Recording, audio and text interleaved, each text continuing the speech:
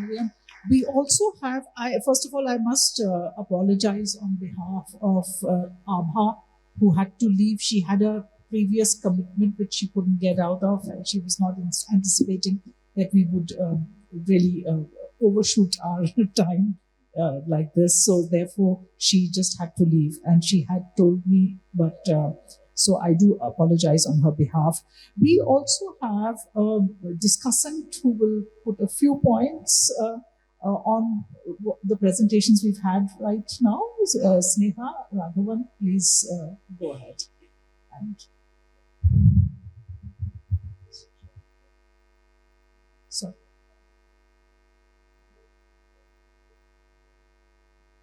Right, sorry. All right. Sorry. Thank you so much, and thank you so much for your presentations. And I mean, one of the things that I think is common, especially to what both of you spoke about, was this idea of whether it's the museum or the archives, sort of this intent to sort of what we normally call, like, making visible, or that which is less visible in some sense, in your case about sort of women artists, in the case of Asia Archive, in the context where there are no public institutions, the building of sort of archives, whether through exhibition histories and also of archives of individual sort of practitioners. One of the sort of things that I was thinking about also in relation to what we heard earlier at the keynote, for instance, how do these institutions where that you work in, whether it's museums, whether it's archives, how do they think about publics? Because I mean, on the one hand, the way that we encounter the museum is, of course, through what is on view. Archives, on the other hand, typically sort of, if they're physical archives, usually it's the catalog that one first encounters. So museums have visitors, archives have users, but I mean, but these are also, at least archives specifically, are often known to be rather gatekeeping sort of institutions that sort of check, or so I guess, and these institutions also sometimes have pedagogical intent, right? You always want to teach the public something. I mean, there's this intent to reach out to the public, to get the public to learn. How would you think about it in reverse terms? What do you learn from your publics? Yeah. Well, we did a lot, like recently or in the last years, we did a lot of workshops also where we invited, for example, people that, migrant people that live in Switzerland, for example, that normally it's always this situation that are being taught by the museum, but we switched it around, and we basically made workshops where they brought their knowledge into the museum, which was, for example, we had a philosopher from Afghanistan who taught us about Deleuze in Arabic, which was really interesting.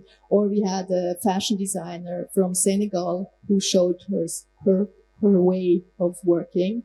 And the same things are planned now also with Daniela Ortiz, for example, that we're doing workshops where it's not so much teaching the audience, but also including their voice.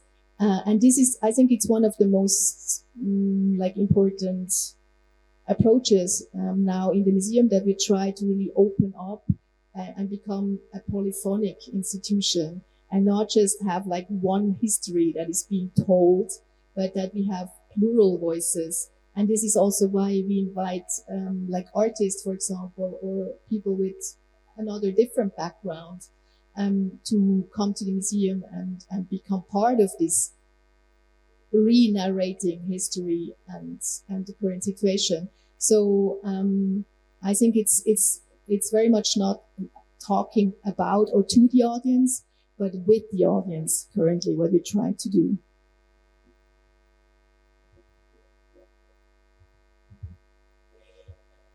Okay.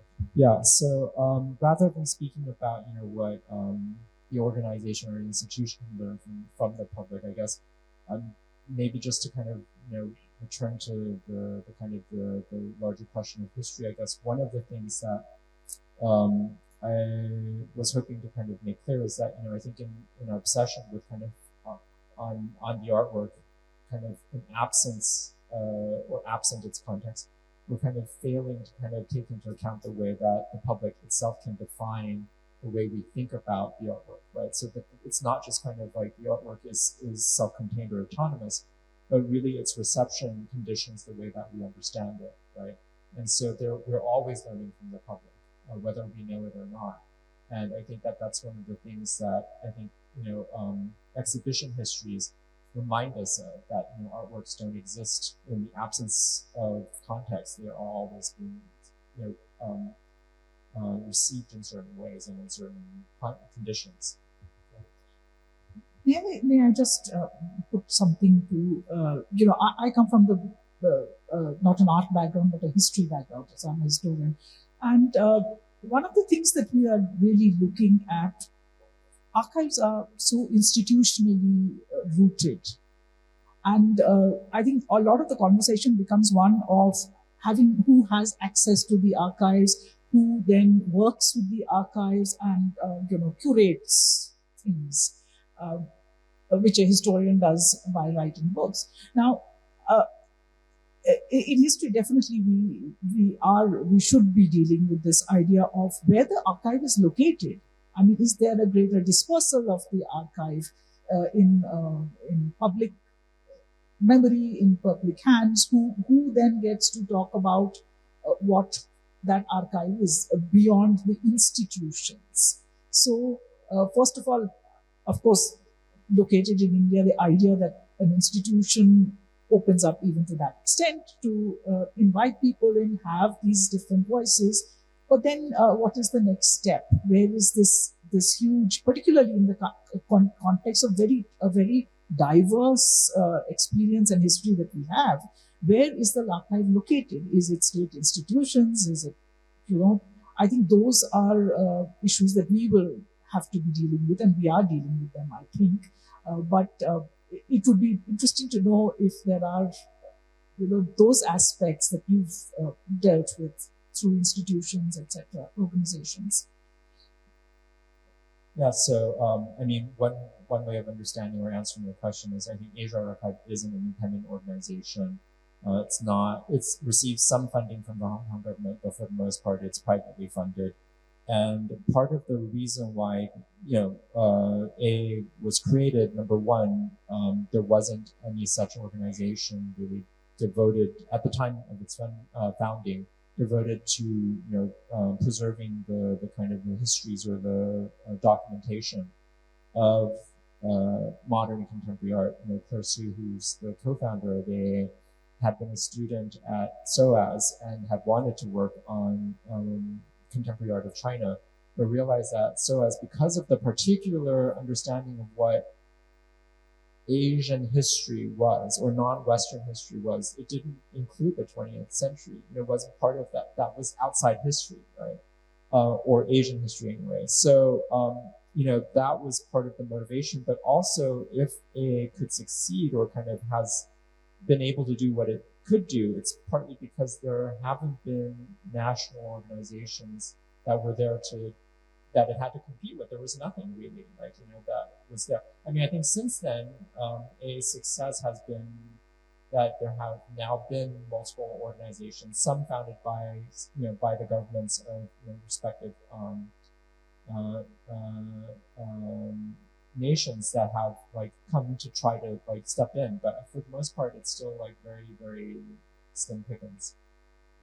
Well, let's say in Switzerland, the situation is different, but I think in addition to the question of where the archives are located, is also very much related to the question of who is entering into these archives. So who is listed in these archives, and there we face again a system that is kind of very much based on certain criteria that exclude a lot of people.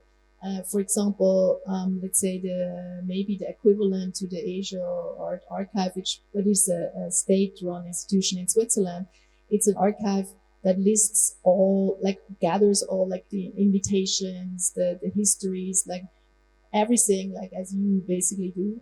But the problem is if the artists are not being shown, then they don't enter this archive again. So again, you have this circle of like kind of muting and disappearing voices that are important.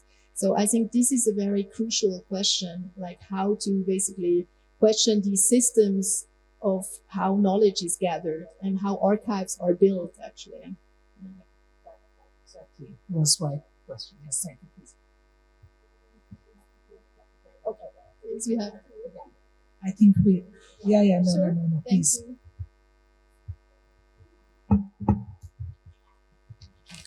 Thank you, everyone. Thank you.